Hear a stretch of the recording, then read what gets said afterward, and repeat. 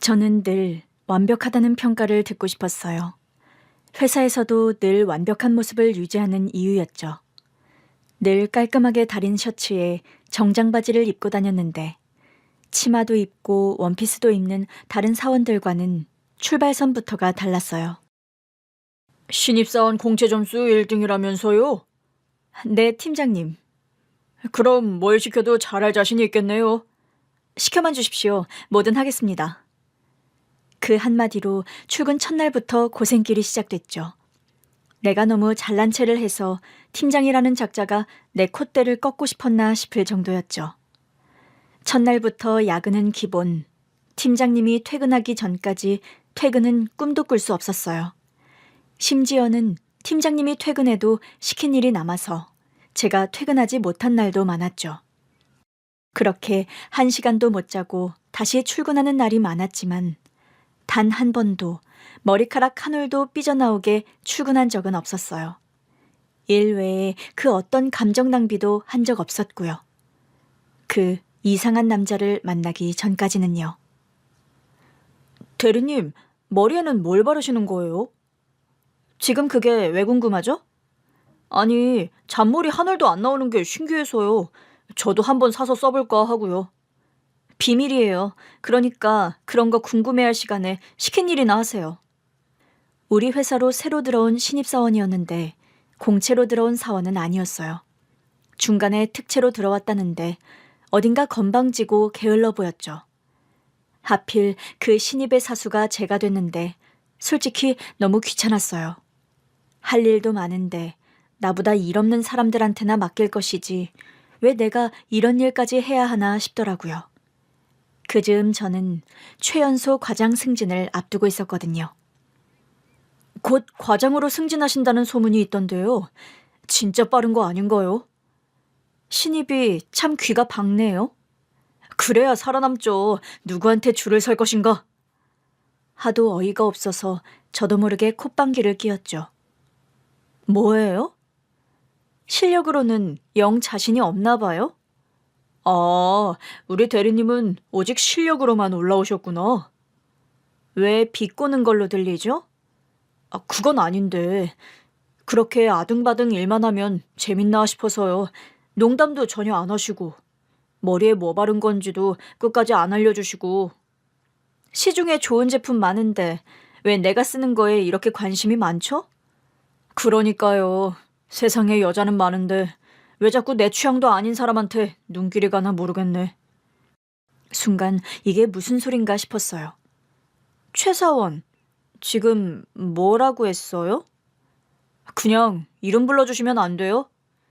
여기가 뭐 미국이라도 됩니까? 우리 회사에는 직급이라는 게 있어요. 그러니까요. 확 폐지해버리고 싶네요. 이름 부르면 좋잖아요. 아니면 회사에서는 닉네임 부르는 것도 좋은 것 같아요. 회사 밖을 나가면 온전한 내 이름으로 사는 거죠. 이런 잔머리 한 올도 안 나오는 머리도 빗어서 풀어버리고 자유롭게. 내가 안 자유로워 보이나요? 네, 전혀요. 네가 내 인생에 대해서 뭘 알겠냐 싶어서 관뒀어요. 저는 미혼모의 딸이었대요.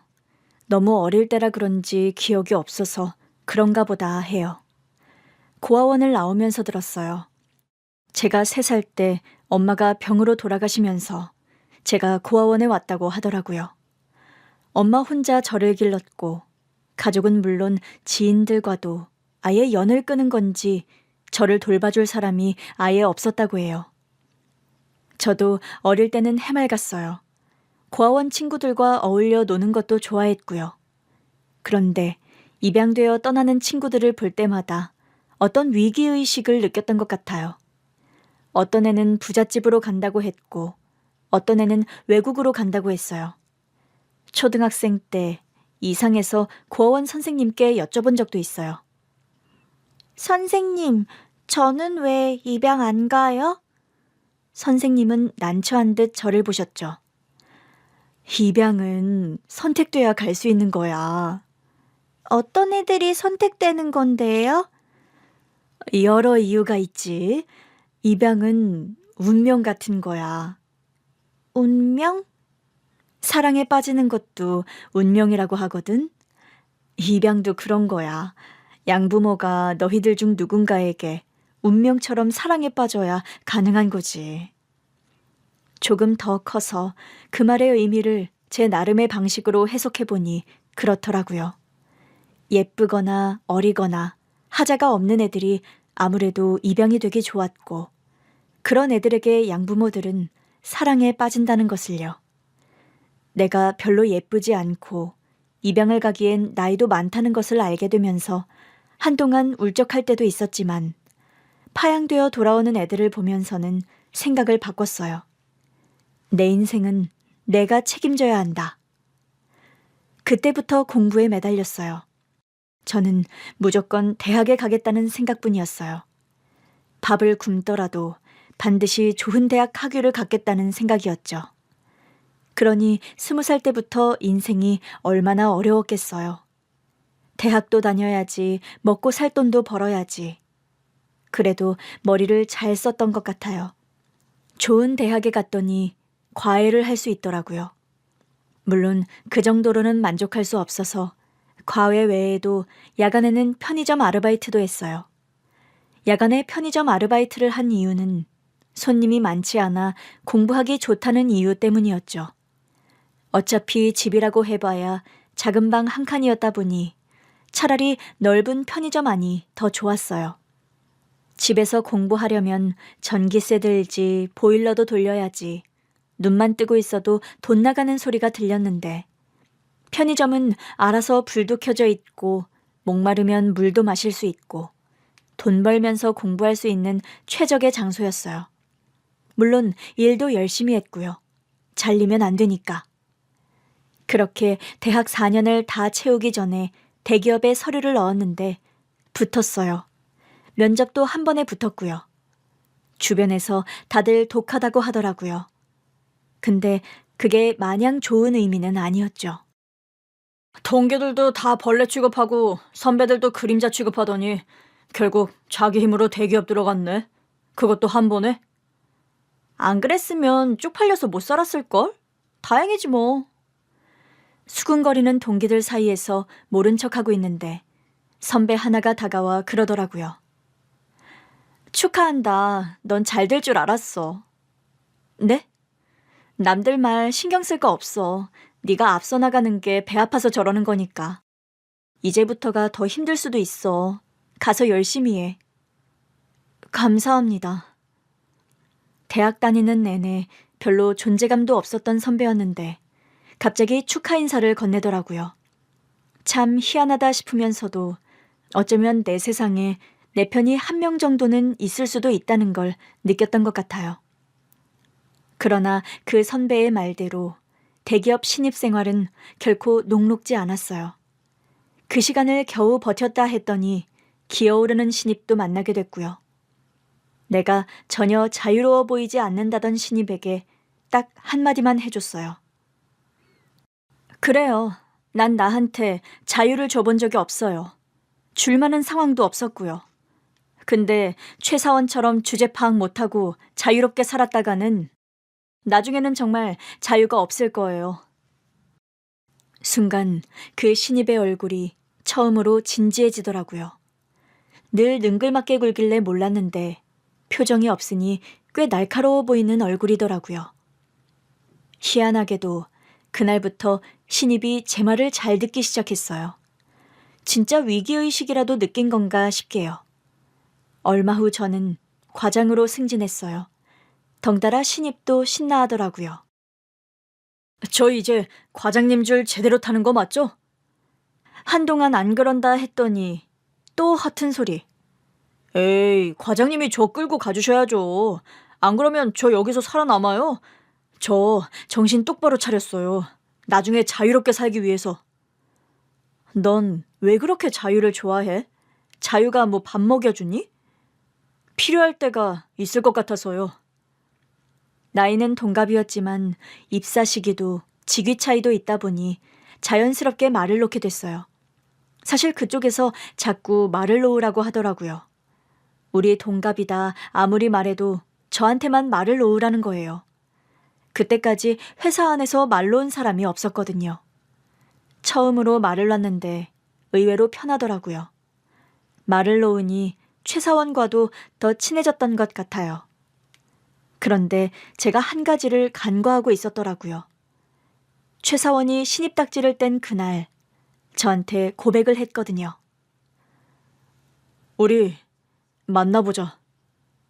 너 지금 반말했니? 우리 동갑이라며 밖에서는 반말해도 되잖아. 지금 딱 회사 바뀌거든. 회사에서 딱 한 발짝 나왔거든?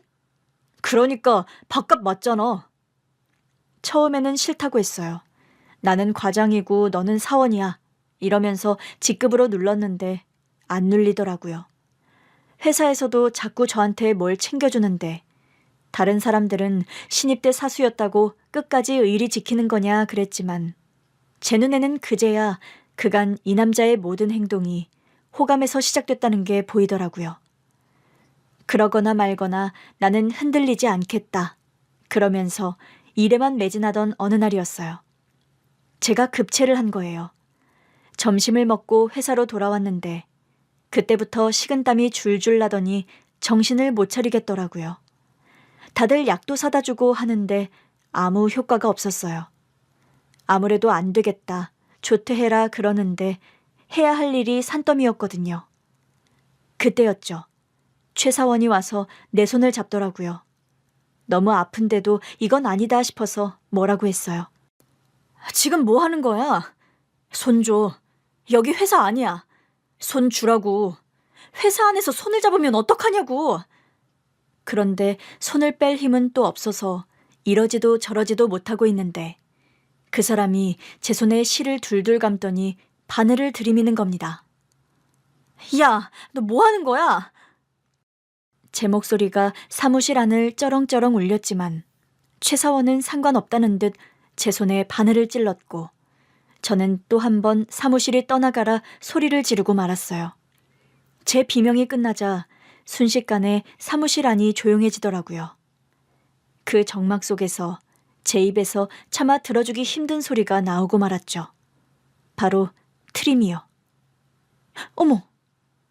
해놓고도 놀라서 제 입을 막았는데 최 사원이 아무렇지도 않다는 듯 미소를 짓더라고요. 됐다.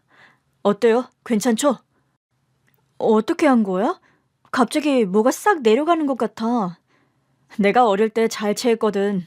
그때마다 우리 할머니가 이렇게 손을 따주셨어. 우리 엄마는 비위생적이라며 끔찍이 싫어했지만 효과는 확실한데? 지금껏 손 안 따봤어? 따주는 사람이 없었어. 앞으론 내가 따주면 되겠네. 우리는 그 사무실 안에 사람이 얼마나 많은지도 잊은 채 둘이 있을 때의 말투로 대화를 나누고 말았고 사귀기도 전부터 사내 연애 커플로 도장을 찍고 말았습니다. 결국 그와 사귀게 됐어요. 같이 있다 보면 한 번씩 그날의 이야기가 다시 나오곤 했죠. 근데 나 트림할 때 냄새 나지 않았어? 너무 기뻐서 못 맡았어. 뭐가 그렇게 기쁜데? 그때 내가 얼마나 걱정한 줄 알아? 그냥 조퇴하고 가서 쉬지도 않고 얼굴은 새하얗게 질려서는 일한다고 버텼잖아. 결국 손 따줘서 일도 다 하고 좋았지 뭐. 나는 지금도 의심이 가. 뭐가? 내가 너의 일을 효율적으로 할 수 있게 도와줘서 점수 준 거지? 내가 아무리 뭘 사다 바쳐도 안 받아주더니 손 따서 일할 수 있게 도우니까 받아줬잖아. 내 인생에 도움이 되는 인간이구나 싶어서? 저의 이런 냉철한 태도에도 남자친구는 제가 귀엽다고 했어요. 처음에는 어이없어서 콧방귀만 뀌었는데 자꾸 귀엽다고 하니까 조금씩 귀여워지는 것도 같고 저 자신이 자꾸 변하더라고요. 제가 변하는 걸 경계하며 남자친구와 거리를 두려고 한 적도 있어요. 그런 저에게 남자친구가 확신을 주더라고요. 넌 나랑 살게 될 거야. 그러면 지금처럼 너 혼자 아등바등할 필요 없어질 거고. 나 고아야. 고아 며느리 좋아하는 집 있어? 그래, 그래서 나도 자유가 필요했던 거야. 덕분에 일 잘 배웠어. 그게 무슨 소리야? 네 덕분에 나 빨리 경영진에 합류하게 됐어. 경영진이라니? 이 회사, 우리 할아버지 회사야. 뭐? 그냥 신입사원이라고 생각해서 내가 좋다고 하니까 모든 걸 다 얘기했었거든요. 내가 왜 이렇게 아등바등 살아야 했는지, 아무리 남자친구가 좋아도 내 일을 포기할 수 없는 이유도 다 설명했었어요. 그러니 내가 가끔 너무 매몰차 보이더라도 이해해달라고요. 나는 사는 게 늘 빠듯해서 다른 사람들처럼 여유가 없다고요. 그런데 남자친구가 회사 오너 일가였던 거예요. 너무 당황해서 한동안 남자친구를 피해 다녔었어요. 제가 생각한 미래와 달랐거든요. 저는 남자친구와 둘이 돈 모아서 차근차근 집도 늘려가고 아이도 낳는 미래를 꿈꿨었어요. 그런데 남자친구는 모든 게 다 주어진 상황에서 시작하는 사람이었던 거예요. 그렇다면 내 짝은 아닐 수도 있다는 생각이 들더라고요. 그런 제 마음을 파악한 남자친구가 저를 붙들고 말했어요. 우리 결혼할 거야. 넌 사모님 소리 들으면서 너 하고 싶은 거 다 하고 살면 돼. 집에서 허락 안 하실 거야. 이 정도 집안이면 정략 결혼하지 않아? 난 안 해. 난 내 능력으로 언젠가 지금 할아버지 자리에 오를 거야. 네가 해온 것처럼. 자기야. 그러니까 똑똑한 자기가 같이 해줘. 우리 둘이 같이 하면 할 수 있어. 그러나 계속해서 확신을 주는 남자친구를 외면할 수가 없더라고요. 솔직히 말하면 저와의 미래를 꿈꾸는 이 남자를 더 사랑하게 됐어요. 그러면 안 된다고 생각하면서도 내 빈곤했던 인생을 자신의 풍족한 인생으로 끌어안는 남자친구가 더 듬직해 보였죠. 그러던 어느 날이었어요. 회사에서 일을 하는데 갑자기 사무실 안 분위기가 어수선해지더라고요. 여기저기서 사모님 하는 소리가 들려서 이게 무슨 소린가 싶어 고개를 들었는데 웬 중년 여자분이 저를 내려다보고 있었어요. 누구세요? 놀라서 물었더니 그 여자분이 코웃음을 치시더라고요. 얼마나 뻔뻔한지 보러 왔어요. 네? 고아 주제에 우리 아들이랑 결혼하겠다고? 저도 모르게 자리에서 벌떡 일어났어요. 안녕하세요. 일단 인사는 드렸는데 전혀 안 받아주시더라고요. 고아인 내가 재벌집 아들과 사랑에 빠져 결혼하겠다고 하자 그의 어머니가 저를 잡으러 오신 거였어요. 제 인사도 안 받아주시고 빤히 보시기만 하자 좀 민망했어요. 사무실 사람들도 전부 우리 쪽을 보고 있었고요. 어색한 마음에 머리카락만 만지고 있는데 갑자기 예비 시어머니께서 제 팔을 덥석 잡으시더라고요. 어머니, 이게 뭐니? 네? 그분이 제 팔목에 있는 미아 팔찌를 보고 계셨어요. 아, 제가 고아원에 맡겨질 때 하고 있던 거래요. 늘 하고 다녀요. 엄마가 저한테 해주신 유일한 물건이라서요. 엄마가 해주셨다고? 네. 예비 시어머니께서 팔찌를 찬 제 손목을 한참이나 보시더니 결국 주저앉아 오열하시더라고요. 어머니, 아니 사모님, 왜 그러세요? 직원들이 다 봅니다.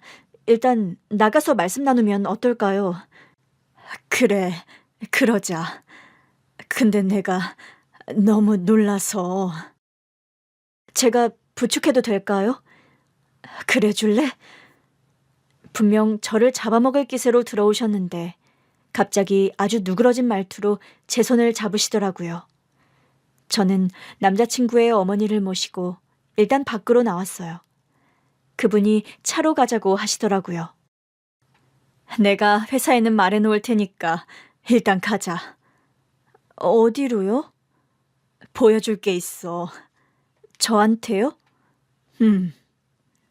저는 그분에게 손을 꼭 잡힌 채 차에 탔고 차가 도착한 곳은 남자친구의 본가였어요. 사모님, 여기는 왜... 아까는 어머님이라더니 이젠 또 사모님이야? 아, 그게 남자친구 어머니시니까 저도 모르게 자꾸 어머니라고 부르나 봐요. 죄송합니다.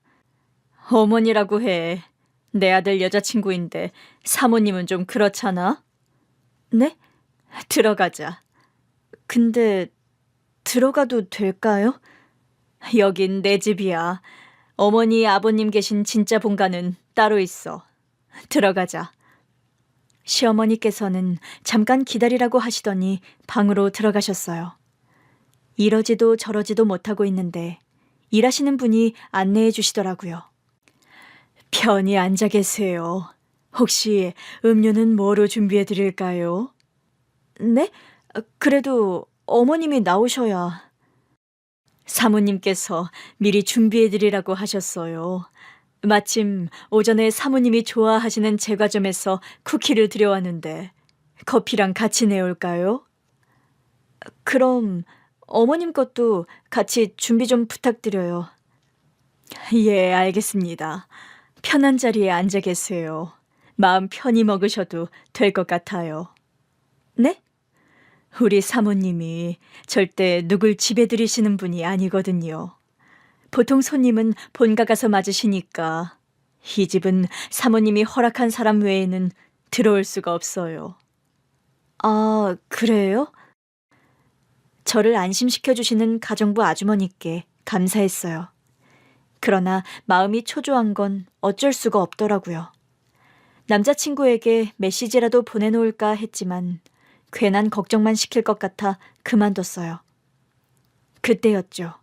시어머니께서 작은 보석함을 들고 나오시더라고요. 내가 애지중지하는 거야. 아, 그러면서 제 앞에 내려놓으시는 겁니다. 열어볼래? 제가 열어도 돼요? 네가 열어야 해. 갑자기 이게 무슨 상황인가 싶었지만 일단 보석함을 열어봤어요. 그리고 화들짝 놀랄 수밖에 없었죠. 어머님이 이걸 어떻게 갖고 계세요? 너도 놀랐지? 보고도 믿을 수가 없더라고요. 그건 내가 세상에서 가장 아끼고 좋아했던 친구와 나눠 가졌던 거야. 네?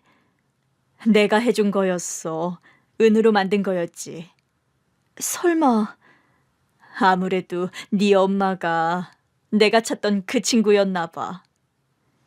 예비 시어머니께서 보여주신 것은 제가 팔에 차고 있던 것과 똑같은 팔찌였습니다. 흔하지 않은 디자인이라 한눈에도 제 것과 같다는 걸 알 수 있었어요. 내가 가족여행으로 외국에 갔다가 현지 장인이 만들었다는 가게에서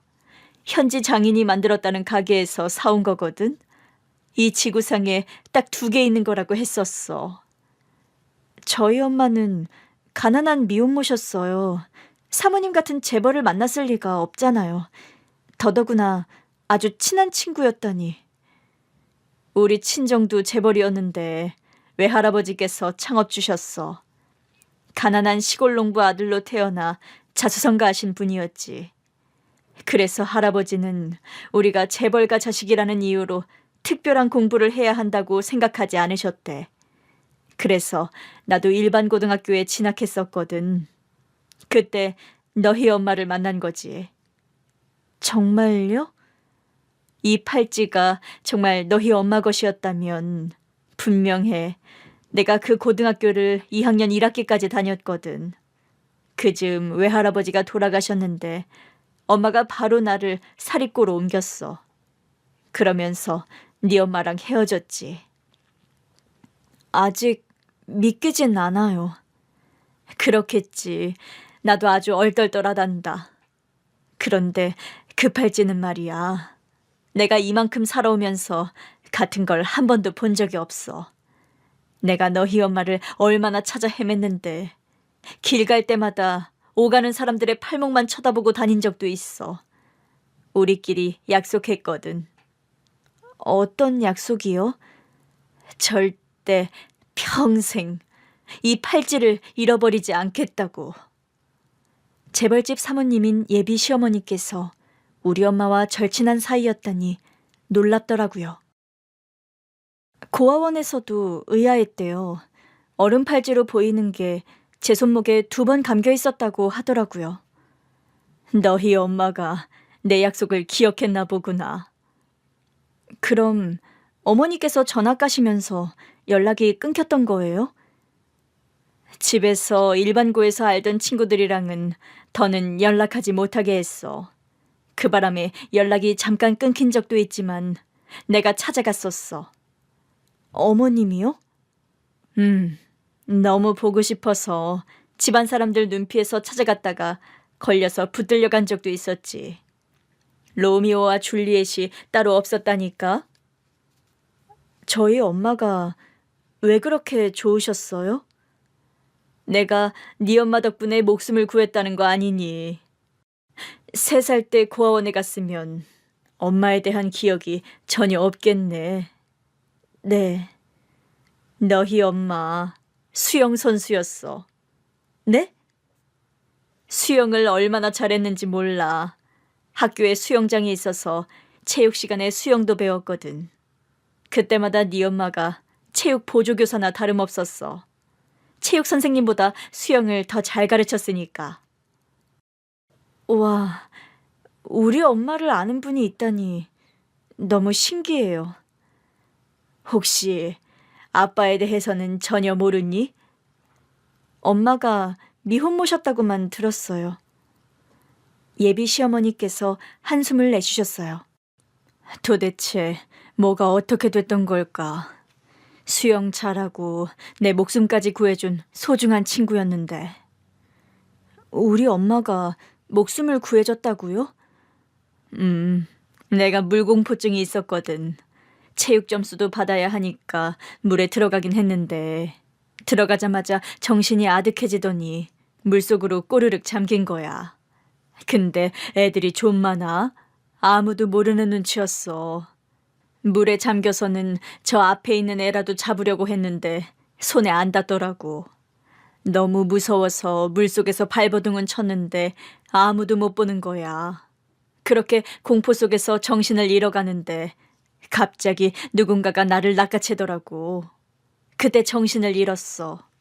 눈을 떠보니 네 엄마 나한테 심폐소생술을 하고 있더라고. 그때 본 네 엄마는 말이야. 영웅 같았어. 원래도 수영 잘하는 거 보면서 멋있다 했었는데 그 애가 내 목숨을 구해줬으니 내가 안 반하고 배겨. 같은 여자인데도 그렇게 멋있었어요? 넌 기억 못하겠지만 네 엄마가 어깨도 그냥 떡 벌어져서는 키도 컸다. 그러고 보니 너도 키가 큰 편이네. 아, 정말요? 엄마가 키가 컸어요? 크다마다. 걔가 날 구해준 다음에 교실까지 부축도 해줬는데 내가 네 엄마 어깨에 닿았나 그래. 네 키도 그 정도 같은데? 어머, 그렇네요. 아까 부축했을 때. 맞아. 마침 고교 시절에 네 엄마한테 다시 부축받는 기분이었어. 그래서 갑자기 누그러지셨구나. 무섭게 들어오셨는데 갑자기 따뜻하게 대해주셔서 이게 무슨 일인가 싶었거든요. 네 엄마를 평생 그리워했어. 꿈에라도 한번 볼까. 도대체 어디서 살고 있는 걸까. 늘 애달팠지. 네 엄마가 갑자기 연락이 뚝 끊겼거든. 우리 집에서 일반고 다닐 때 애들이랑 연락하지 못하게는 했지만 네 엄마 집 번호는 내가 외우고 있었어. 그런데 어느 날 너희 엄마 집에 연락했더니 네 엄마가 연을 끊고 나갔다면서 다시는 연락하지 말라고 화를 내시더라고. 저희 엄마 집이라면 저희 외할머니가 계셨던 걸까요? 어머, 그랬겠다. 아, 가엾기도 하지. 가족들이랑 전혀 모르고 살았으니 얼마나 외로웠을까. 덕분에 이악 물고 이만큼 살았죠 뭐. 그렇게 살다 보니까 남자친구도 만나게 됐고요. 오해 없으셨으면 좋겠어요. 제가 사수였어요. 신입사원인 줄만 알았고 나이도 동갑이라 친하게 지냈는데 최근에서야 알게 됐어요. 그래서 고민도 많았고요. 우리 아들한테 다 들었어. 아, 그런데도 믿을 수가 있어야지. 너는 순진하게 그런 말을 믿느냐. 네가 재벌인 걸 몰랐을 리가 없다. 그러면서 바락바락 우겼었지. 근데 널 보니까 내 아들 말이 다 맞는 것 같아. 네 엄마 딸이라면 그러고도 남지. 네 엄마는 내가 재벌가 딸이라는 거 알고도 나를 똑같이 대했거든. 그래서 네 엄마가 더 좋았어. 집안 어른들 눈피해서 네 엄마를 만나러 가면 평소에 먹으러 갔던 허름한 분식집에서 떡볶이 먹고 동전 넣어서 부르는 노래방 가서 노래 부르고 평소 하던 걸 똑같이 하는데도 네 엄마랑 해서 재밌었어. 그러다 내가 그 팔찌를 준 거지. 우리는 평생 친구다. 내가 집에서 좀 자유로워지면 우리 같이 유럽으로 배낭여행 가자. 그러면서 약속도 참 많이 했어. 그랬다면 참 좋았을 텐데 아무래도 저 때문에 연락을 다 끊고 사신 게 아닌가 싶어요. 미혼모였다고 하니 아무래도 그랬을 가능성은 높겠지. 우리 시절은 더더구나 미혼모를 보는 시선이 곱지 않았거든. 참, 너희 엄마답다. 그 어려운 길을 아무 도움도 없이 가다니. 나한테라도 연락을 하지. 내가 뭐든 도왔을 텐데. 근데 또 연락 안 한 것도 네 엄마답긴 하네. 그러면서 내가 준 팔찌는 갖고 있고 말이야. 엄마한테도 분명 소중한 물건이었을 거예요. 때때로 네 엄마를 원망했었는데 네 손목에 있던 팔찌를 보는 순간 모든 섭섭함이 녹아내렸어. 오죽했으면 연락도 못하고 이 팔찌만 갖고 있었을까 싶고 그 모진 세월을 혼자 살았을 걔를 생각하니 가슴이 찢어질 듯 아프기도 하고 그래. 감사해요. 저는 어려서 엄마를 위로하는 법도 모르고 살았을 텐데 엄마도 어딘가에서 어머니가 계시다는 걸 생각하며 살았을 것 같아요.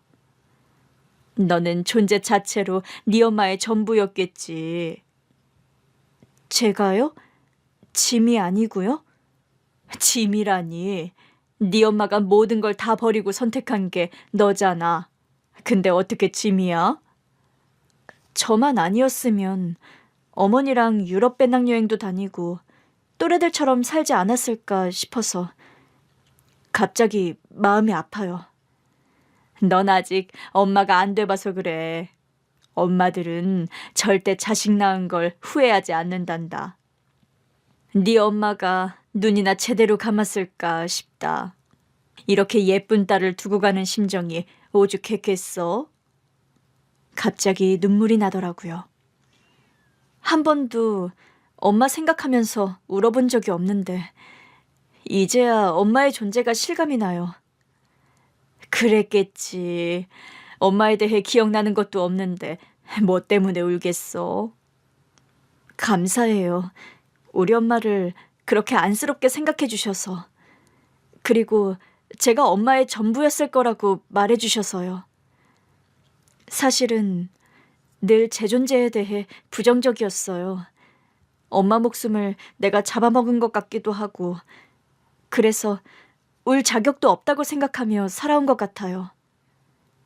우리 아들이 너랑 결혼하겠다면서 그러더라고. 널 보면 그냥 짠하다고. 평생 보호해주고 싶다고. 겨우 닦아낸 눈물이 또 와르르 흐르더라고요. 어머니, 저 이러다 오열해요. 우리 아들이 널 많이 사랑하는 것 같았어. 근데 고아라고 하니까 또 어디서 우리 아들이 재벌집 아들인 거 알고 엉뚱한 애가 붙은 건 아닌지 노파심이 생겼어. 내가 미안해. 고아였어도 착한 여자였으면 받아주셨을 거예요? 정말요? 그래서 아까 널 보러 갔던 거야.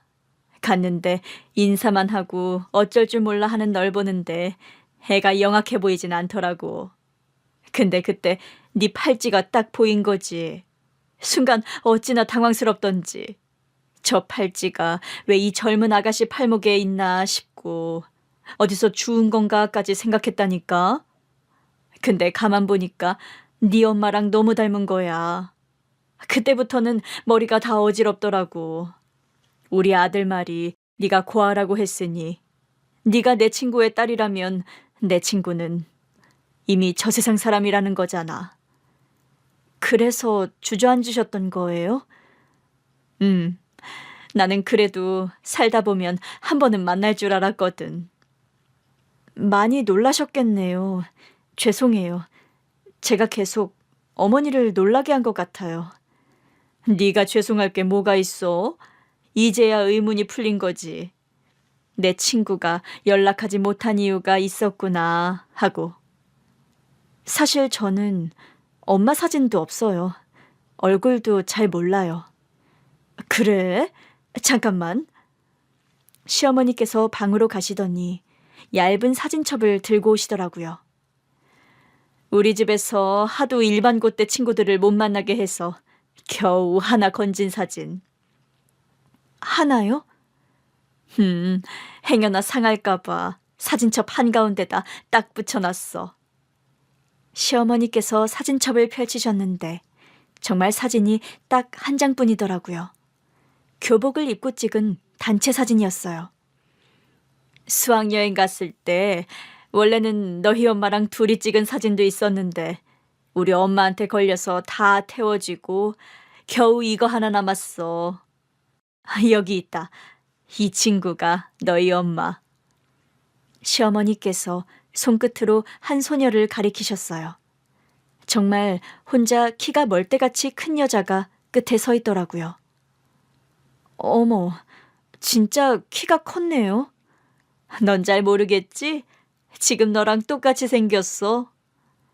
그런 것도 같고. 역시 본인은 잘 모르네. 똑같아. 그날 저녁 남자친구가 허겁지겁 뛰어들어오더라고요. 저는 예비 시어머니 덕분에 처음으로 농땡이라는 걸 피워봤어요. 나 어떡해? 우리 엄마가 뭐라고 했지? 근데 왜 지금까지 그걸 듣고 있었어? 그게 아니라 나 태어나서 처음 농땡이 피워보거든? 근데 너무 재밌어. 뭐? 아들, 너는 대체 날 뭘로 보는 거니? 엄마, 아니 이건 반칙이죠. 저도 없이 이 사람만 부르는 건 안 되는 거죠. 뭐가 안 돼? 내가 내 며느리 좀 따로 보겠다는데. 아무리 그래도 잠깐, 엄마 지금 뭐라고 했어요? 며느리? 결혼한다며? 네가 평생 지켜주고 싶다며?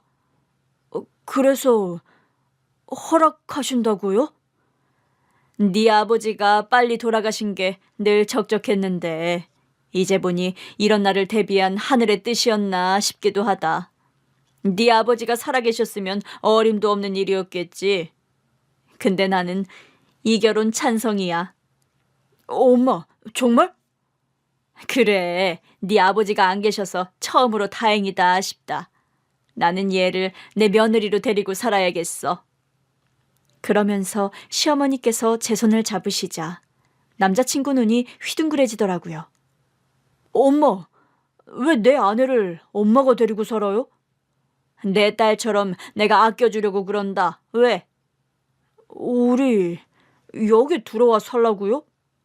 우리 며느리는 좋다는데? 말도 안 돼. 엄마가 결혼 허락하는 대신 시집살이 하라고 한 거 아니에요.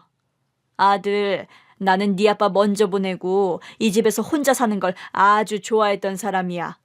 너희 할아버지 댁처럼 매번 드나드는 손님 맞을 필요도 없지. 내 취향으로 집도 다 꾸밀 수 있지. 너희 아버지가 먼저 가신 건 슬펐어도 독립해서 따로 사는 게 얼마나 좋았는데. 근데 왜 갑자기 같이 살자고 하시는 건데요? 저도 이미 분가해서 사는 게 더 익숙하거든요. 그래도 같이 살자. 너 때문이 아니라 네 와이프 때문에. 내가 다 챙겨주고 싶어서 그래. 아니, 그래도 신혼일 때는. 알겠어. 그럼 둘이 다시 얘기해봐.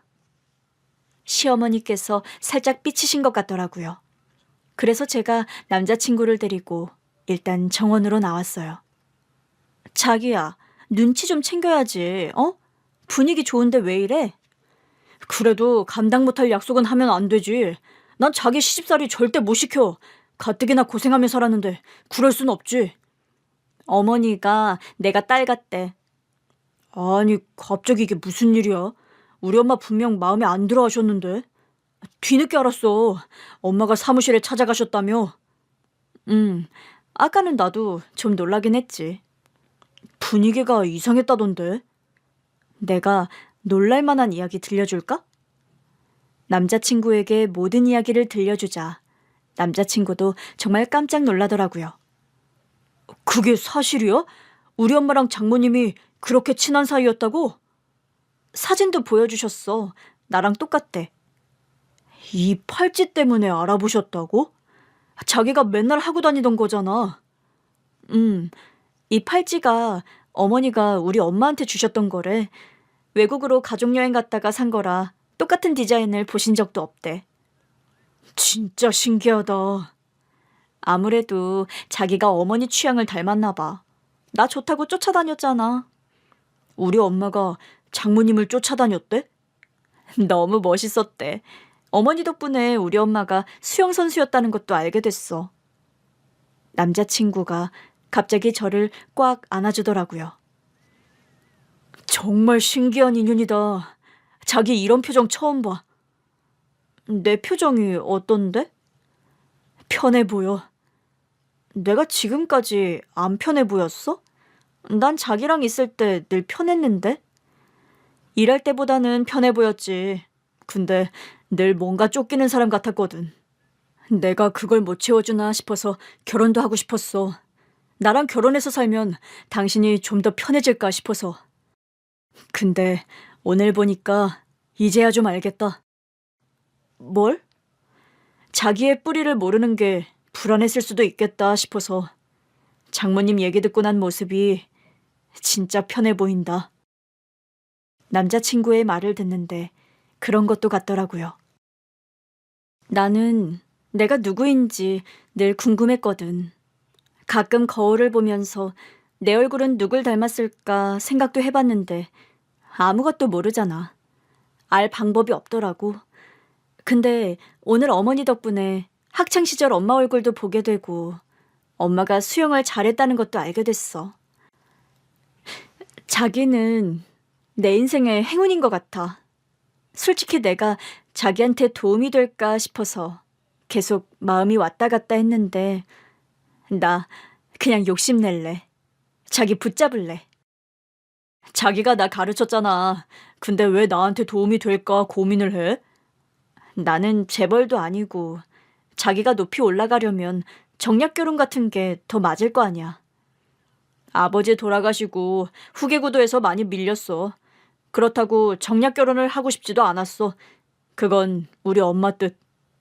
어머니 뜻? 할아버지가 원하시던 혼처가 있었는데 엄마가 거절했어. 어차피 우리 아버지 돌아가셔서 후계 순위가 높지도 않을 텐데 내 아들 결혼에 신경 쓰지 마시라고 하더라고. 우리 엄마가 대단해 보였어. 할아버지 댁에 같이 사실 때는 조용하셨거든. 어머니도 스트레스가 많으셨겠지. 나랑 둘이 있을 때는 밝고 재밌는 분이셨는데 식구들 앞에서는 한 말씀도 하신 적이 없어. 워낙 말 많고 탈 많은 집안이라 그랬나 봐. 어머니는 이제야 자유를 좀 찾으셨구나. 지금 이 집에서의 삶에 아주 만족하고 계셔. 그래서 난 엄마가 처음부터 자기를 부정적으로 볼 거라곤 생각도 못했던 것 같아. 어머니 입장에선 그러실 수 있지. 근데 꼭 반대할 마음으로 날 찾아오셨던 건 아니래.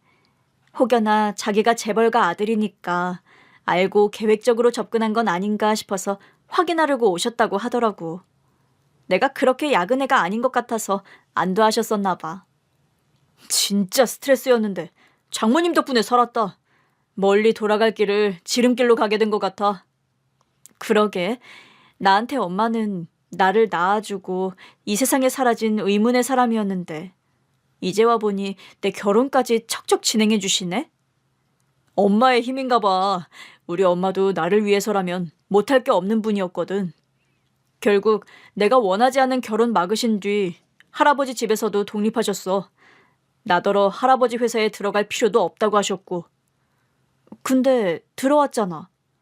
원래 유학 중이었는데 할아버지께서 직접 전화를 하셨더라고. 일단 와서 밑바닥부터 배우라고. 자기가 말을 들은 거네?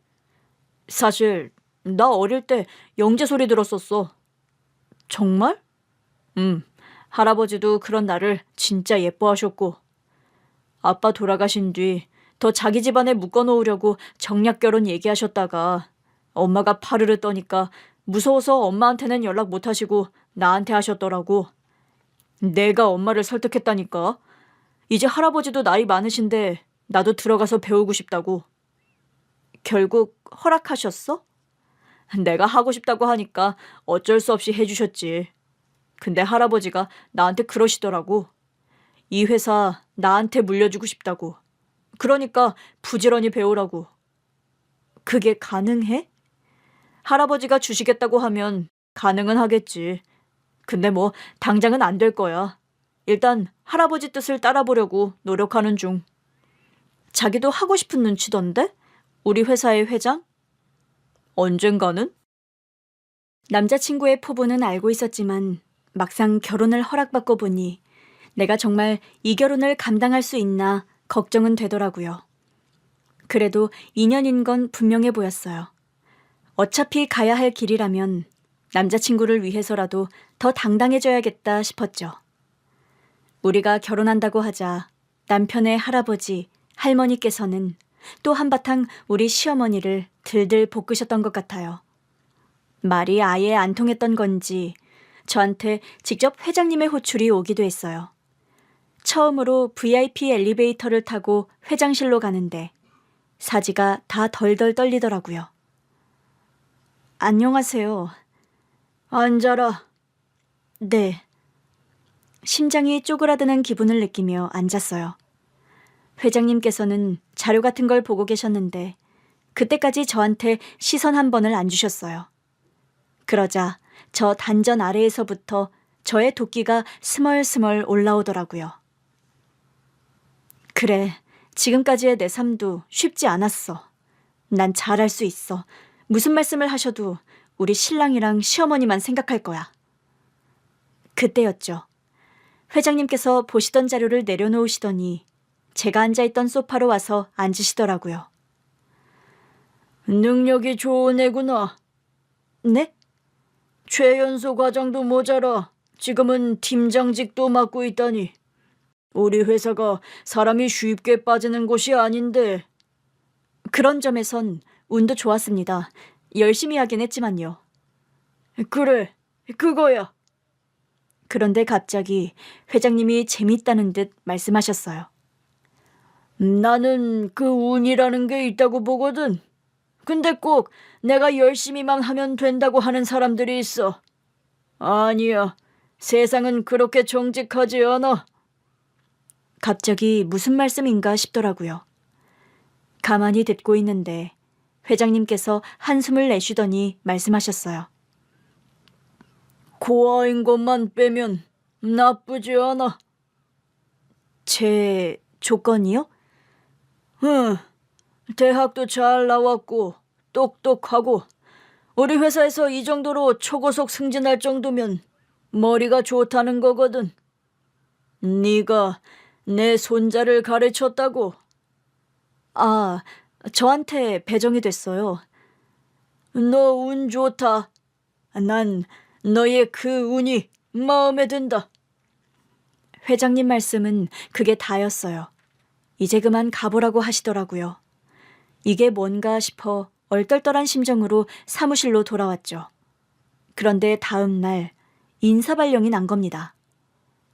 어머, 과장님, 사내이사로 승진하셨는데요? 네?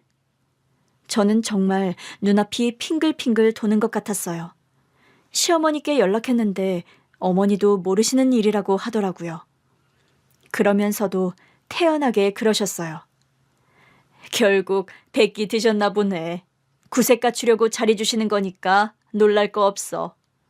어머니, 제가 나이가 몇 살인데 이사를. 네 남편도 이사 됐잖아. 그래도 저는 평직원이었는데요. 네 남편은 네 밑에 있던 부하 직원 아니었니?